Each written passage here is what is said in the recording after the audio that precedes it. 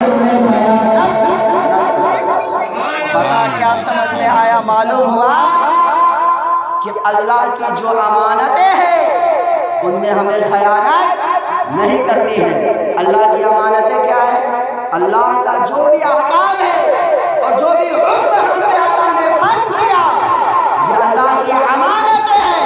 اگر ان امانتوں کو ہم نہیں بجا لاتے ہیں تو اللہ کی امانتوں میں خیانت ہوئی۔ آپ نے اللہ کی امانت کو سمجھا ہے؟ اب دیکھیے نا سرکار کی امانتیں کیا ہے؟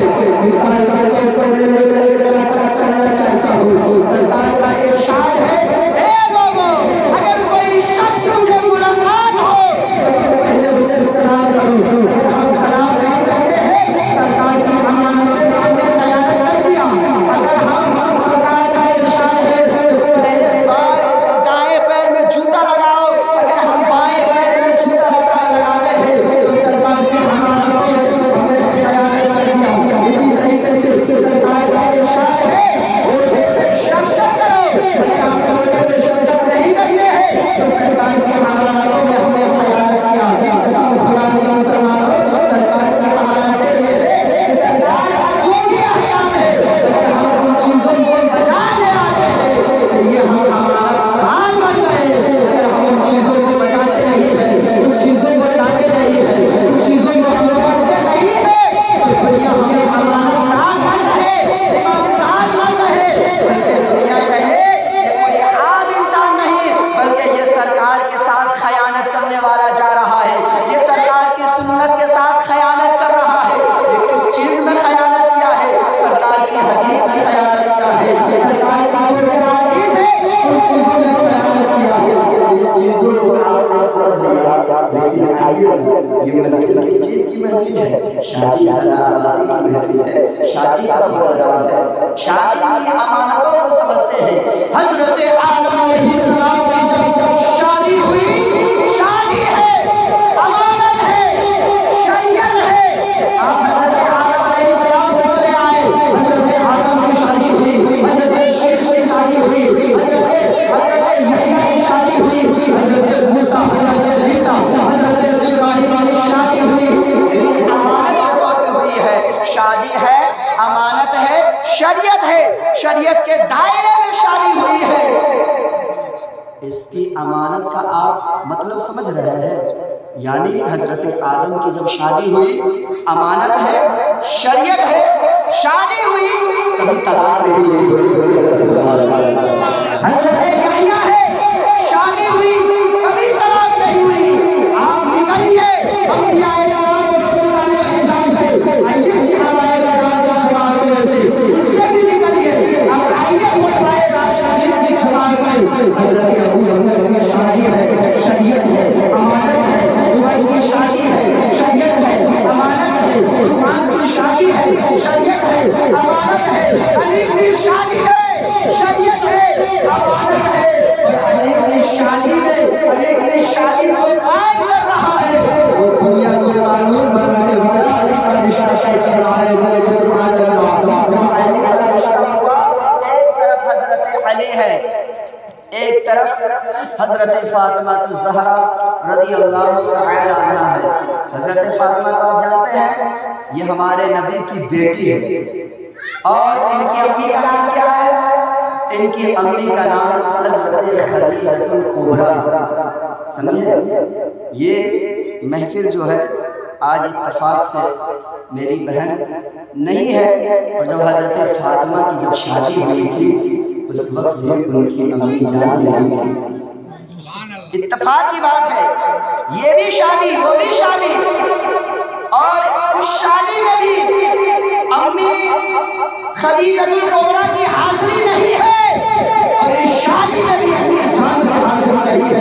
قسم خدا کی مسلمانوں، لیکن چلیے میں آپ کو بتاتا ہوں، ایک طرف حضرت علی ہے، دوسری طرف حضرت فاطمہ الزہرا ہے، اور تیسری طرف حضرت اسود بن مقدار ہے۔ اور سبحان اللہ، تاریخ میں آپ کو سنا رہا ہوں، حضرت اسود بن مقدار ہے۔ نبی نے ارشاد فرمایا اے اسود بن مقدار چلے جاؤ مارکیٹ میں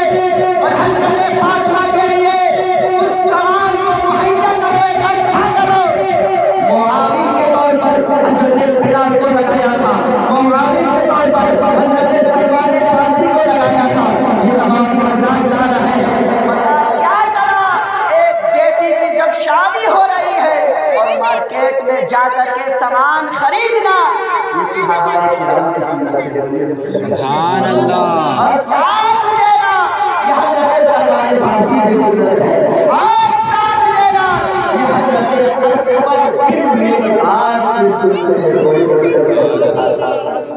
یہی نہیں، اور آگے چلیے، میں آپ کو بتا دوں، لمبا ٹائم نہیں ہے، یہ آیت جو میں ابھی تلاوت کیا ہوں، یا ایھا الذین آمنوا لا تخونوا اللہ ورسولہ وتخونوا اماناتکم، کہ اے لوگو اللہ کی امانتوں میں، سرکار کی امانتوں میں خیانت نہ کرو۔ لیکن آپ کو معلوم ہے جب ہم کوئی کام کرتے ہیں نا تو اس میں کچھ نہ کچھ ریزن ہوتا ہے، بغیر مطلب کا ہم کوئی کام کرتے ہیں نہیں کرتے۔ اگر ہمیں کہیں بازار جانا ہو، کوئی ضرورت ہو تبھی ہم جاتے ہیں، کسی کو پان کھانا ہو، کسی کو بازار کرنا ہوتا ہے تو ہم چوک پہ جاتے ہیں، بازار جاتے ہیں، سامان لے کر کے آتے ہیں۔ جب یہ آیت کریمہ نازل ہوئی، اس میں بھی کوئی نہ کوئی ریزن ہے، کوئی نہ کوئی مقصد ہے جس کے تحت یہ آیت کریمہ نازل ہوئی ہے۔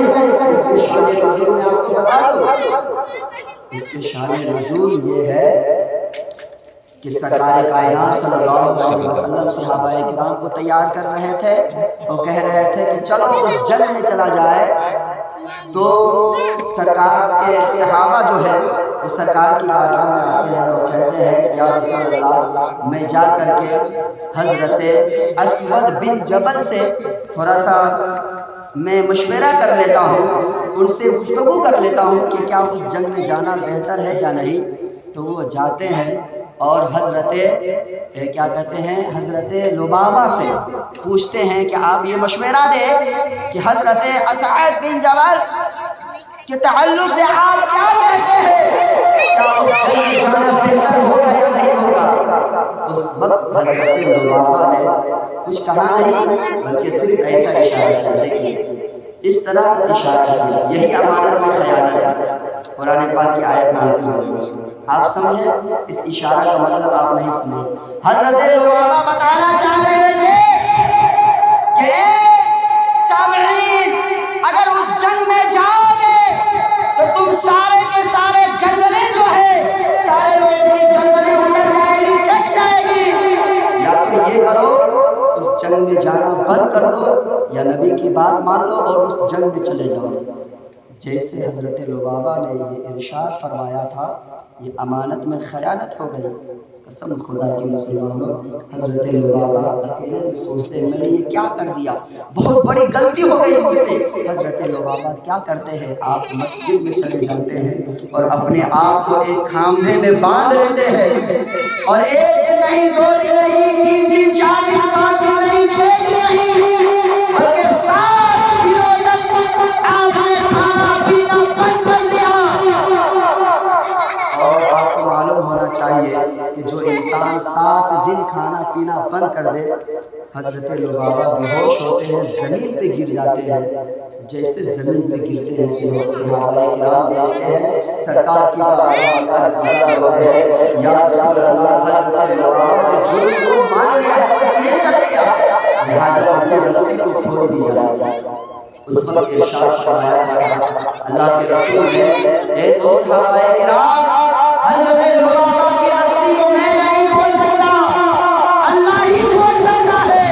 یعنی جب اللہ کی طرف سے حکم آ جائے گا پھر جا کر کے اس رسی کو میں کھولوں گا۔ قسم خدا کی مسلمانوں، جیسے نبی نے ارشاد فرمایا، اللہ کی طرف سے یہ آیت کریمہ نازل ہو گئی، پھر اس کے بعد حضرت لبابہ کی رسی کو کھول دی گئی، اور یہ آیت کریمہ یعنی یا ایھا الذین آمنوا لا تخونوا اللہ ورسولہ وتخونوا اماناتکم، اے لوگو اللہ و رسول کی امانتوں میں خیانت نہ کرو۔ اللہ کی امانت کیا ہے؟ روزہ، زکات، حج، یہ تمام اللہ کی امانتیں ہیں۔